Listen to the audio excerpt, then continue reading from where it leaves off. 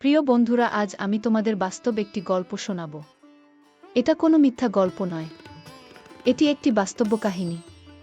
আজকে আমরা ইসলামের ইতিহাসে এমন একটি ঘটনা জানব যেখানে মুসলিম বিশ্বের সিংহপুরুষ দ্বিতীয় খলিফা হজরত ওমর রাদিয়াল্লাহু তাআলা আনহু কিভাবে ছেলের সাথে মায়ের বিয়ে দিয়েছিলেন।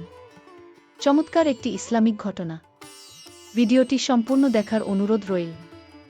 আর বন্ধুরা, আপনাদের নিকট আমার ছোট একটি অনুরোধ, আপনারা আমার চ্যানেলটি অবশ্যই সাবস্ক্রাইব করবেন। তাহলে চলুন বন্ধুরা, ভিডিওটি শুরু করি। বলিষ্ঠ এক যুবক, নজওয়ান, ভীত সন্ত্রস্ত, অস্থির, চেহারায় পেরেশানির ছাপ সুস্পষ্ট, অনেকটা দৌড়ে এলো খলিফার দরবারে। তখন চলছিল মুসলিম বিশ্বের সিংহপুরুষ দ্বিতীয় খলিফা হজরত ওমর রাদিয়াল্লাহু তাআলা আনহু এর শাসনকাল। দরবারে প্রবেশ করেই যুবক বলল, আমিরুল মুমিনিন, আমার ও আমার মায়ের মাঝে ফায়সালা করে দিন। খলিফা বললেন, কি হয়েছে? খুলে বলো। আমিরুল মুমিনিন, আমার সম্মানিত মা আমাকে 9 মাস গর্ভে ধারণ করেছেন। ভূমিষ্ঠ হওয়ার পর 2 বছর পর্যন্ত দুগ্ধ পান করিয়েছেন। আদর সোহাগ ও স্নেহের ছায়ায় বট করে তুলেছেন। সীমাহীন কষ্ট করে লালন পালন করেছেন। অথচ আমি যৌবনে পদার্পণ করার পর তিনি আমাকে ঘর থেকে বের করে দিয়েছেন।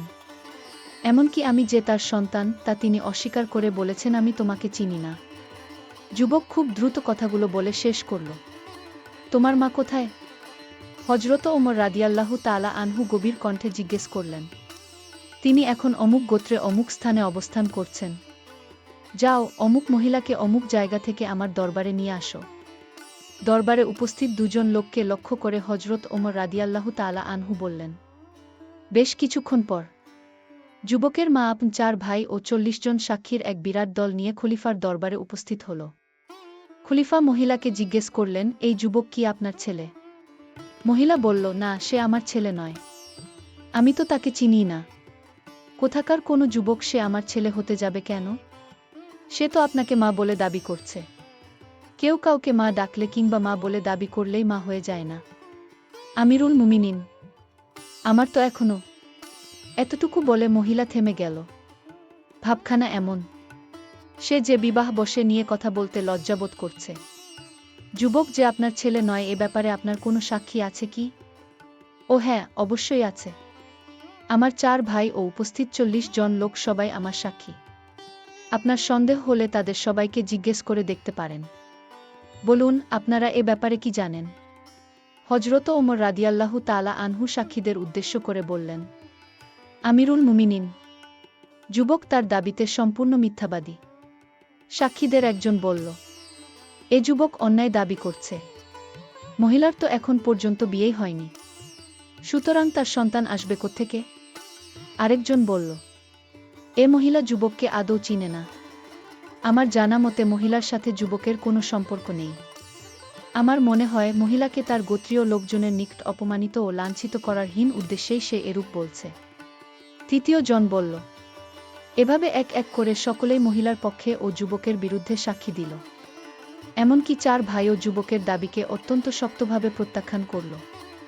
হজরত ওমর রাদিয়াল্লাহু তাআলা আনহু এবার যুবকের দিকে মুখ করে বললেন, তোমার দাবির সপক্ষে তোমার কোনো সাক্ষী প্রমাণ আছে কি? যুবক তখন ভাবনার জগতে হারিয়ে গিয়েছিল। সে চিন্তা করতে লাগল, মা তার সন্তানকে এভাবে অস্বীকার করতে পারে? তদুপরি এতগুলো সাক্ষী, এত কল্পনাতীত ব্যাপার। খলিফার প্রশ্নে যুবক সম্বিত ফিরে পেল। সে বলল, না, আমার কোনো সাক্ষী প্রমাণ নেই। এখানকার কেউ আমাকে চিনে না। যুবকের পক্ষে কোনো সাক্ষী প্রমাণ না থাকায় হজরত ওমর রাদিয়াল্লাহু তাআলা আনহু যুবককে বেত্রাঘাত করার নির্দেশ দিলেন। বেত্রাঘাতের নির্দেশ শুনে যুবক হতভম্ব হয়ে গেল। সে মনে মনে বলল, হায়, এই কি তাকদীর! মাকে মা বলে দাবি করায় এই কি আমার প্রাপ্ত? কিন্তু খলিফার তো কোনো দোষ নেই, কারণ মায়ের পক্ষে তিনি 4টি সাক্ষী পেয়েছেন। আর আমার পক্ষে একজন সাক্ষীও আমি উপস্থিত করতে পারলাম না। সুতরাং খলিফা যা করেছেন ঠিকই করেছেন। বেত্রাঘাতকারী বেত নিয়ে উপস্থিত যুবকও তাকদীরের ফায়সালা মেনে নিতে প্রস্তুত। দরবারে পিনপতন নীরবতা, কেউ কোনো কথা বলছে না। ঠিক এমন সময় হজরত আলী রাদিয়াল্লাহু তাআলা আনহু দরবারে এলেন। সবকিছু শুনে খলিফাকে বললেন, আমিরুল মুমিনিন, অনুমতি দিলে বিষয়টি একটু খতিয়ে দেখতাম। খলিফা বললেন, দেখুন না, অসুবিধার কি আছে? অনুমতি পেয়ে হজরত আলী রাদিয়াল্লাহু তাআলা আনহু সবাইকে নিয়ে মসজিদে নববীতে বসলেন। তারপর মহিলাকে সম্বোধন করে বললেন, এই যুবক কি আপনার ছেলে? মহিলা উত্তরে বলল, না জনাব, এ আমার ছেলে নয়।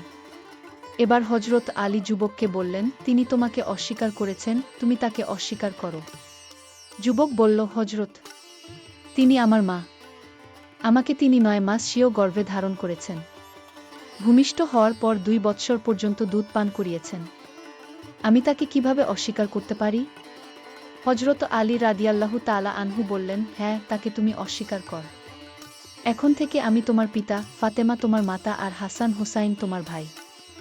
যুবক বলল, ঠিক আছে, আপনার কথায় আমি তাকে অস্বীকার করলাম। তিনি আমার মা নন। হজরত আলী রাদিয়াল্লাহু তাআলা আনহু এবার মহিলাকে জিজ্ঞেস করলেন, আপনার কোনো অভিভাবক আছে কি? মহিলা বলল, কেন থাকবে না? এই তো আমার ভাইয়েরাই আমার অভিভাবক। আলী রাদিয়াল্লাহু তাআলা আনহু মহিলা ও তার ভাইদের লক্ষ্য করে বললেন, আপনারা কি আমার কথা মানবেন? তারা বলল, অবশ্যই মানব। আপনি যা বলবেন সকলেই তা মানব। তাহলে শুনুন, আমি এই মহিলাকে এই যুবকের নিকট নগদ 400 দিরহাম মোহরানা দিয়ে বিবাহ দিলাম। একথা বলে তিনি যুবককে বললেন, নাও, এখানে 400 দিরহাম আছে। এগুলো তুমি তোমার স্ত্রীর কোলের উপর ঢেলে দাও। এরপর এখান থেকে চলে যাও। মনে রেখো, পরবর্তীতে তুমি আমার নিকট এ অবস্থায় আসবে যেন পরবর্তীতে তোমার চুল থেকে গোসলের পানি টপকাতে থাকে। গোটা দেহে পরিলক্ষিত হয় গোসলের চিহ্ন, অর্থাৎ নববধূর সাথে জৈবিক চাহিদা পূর্ণ করে আমার নিকট আসবে। হজরত আলী রাদিয়াল্লাহু তাআলা আনহু এর নির্দেশ পেয়ে যুবক উঠে দাঁড়ায় এবং দিরহামগুলো মহিলার কোলে ঢেলে দেয়। মহিলা এবার চিৎকার করে বলে উঠল, জনাব, এ কি করছেন আপনি? জাহান্নাম, জাহান্নাম! আপনি কি আমাকে ছেলের সাথে বিয়ে দিতে চান? খোদার কসম, এই ছেলে আমার সন্তান। আলী রাদিয়াল্লাহু তাআলা আনহু বললেন, এবার তাহলে আসল ঘটনা খুলে বলুন। মহিলা বলল, জনাব, আমার ভাইয়েরা এক ব্যক্তির সাথে আমাকে বিয়ে দিয়েছিল, কিন্তু আমার স্বামী ছিল অসৎ প্রকৃতির। এজন্য তারা তার কাছ থেকে আমাকে নিয়ে আসে এবং অন্যত্র বিয়ে দেওয়ার চেষ্টা চালায়। কিন্তু বিবাহের ক্ষেত্রে এই যুবক প্রতিবন্ধক হয়ে দাঁড়ানোর কারণে ভাইয়েরা আমাকে বারবার প্রচণ্ড চাপ দিয়ে বলে, তুমি এই যুবককে অস্বীকার কর, তাহলে তোমাকে ভালো জায়গায় বিয়ে দিতে পারব। জনাব, তাদের চাপে পড়েই আমি কলিজার টুকরা সন্তানকে অস্বীকার করেছি। এইসব মিথ্যুক সাক্ষীকে তারাই টাকার লোভ দেখিয়ে ঠিক করেছে। মহিলার বক্তব্য শুনে হজরত আলী রাদিয়াল্লাহু তাআলা আনহু বললেন, ভালো কথা, আপনার সন্তান হলে যুবককে ধরে নিয়ে যান। এ বলে তিনি তাদেরকে বিদায় করে দিলেন। অতঃপর তিনি মহিলার 4 ভাই ও মিথ্যা সাক্ষ্য দানকারী লোকদের যথোপযুক্ত শাস্তির ব্যবস্থা করলেন। সুপ্রিয় দর্শক মণ্ডলী, আলোচ্য ঘটনাটি হজরত আলী রাদিয়াল্লাহু তাআলা আনহু এর বিচক্ষণতা ও উপস্থিত বুদ্ধির প্রকৃষ্ট প্রমাণ, যার ফলে একজন যুবক একদিকে যেমন বেত্রাঘাত থেকে রেহাই পেল, তেমনি আপন মাকেও ফিরে পেল। আলী রাদিয়াল্লাহু তাআলা আনহু সম্পর্কে রাসূলুল্লাহ সাল্লাল্লাহু আলাইহি ওয়াসাল্লাম বলেছেন, আমি জ্ঞানের শহর আর আলী তার দরজা স্বরূপ। ওগো দয়াময় খুদা, তুমি আমাদের অন্তরে হজরত সাহাবায়ে কেরামের মহব্বত ঢেলে দাও এবং তাদের পদাঙ্ক অনুসরণ করার তৌফিক দাও। আমিন। আপনারাও কমেন্ট বক্সে আমিন লিখে শরিক হয়ে যান, কেননা কে জানে কার দোয়া কখন আল্লাহ পাক কবুল করে ফেলেন। প্রিয় বন্ধুরা, ভালো লাগলে চ্যানেলটি সাবস্ক্রাইব করবেন। আজ এই পর্যন্তই। সবাই ভালো থাকবেন, সুস্থ থাকবেন। আল্লাহ হাফেজ।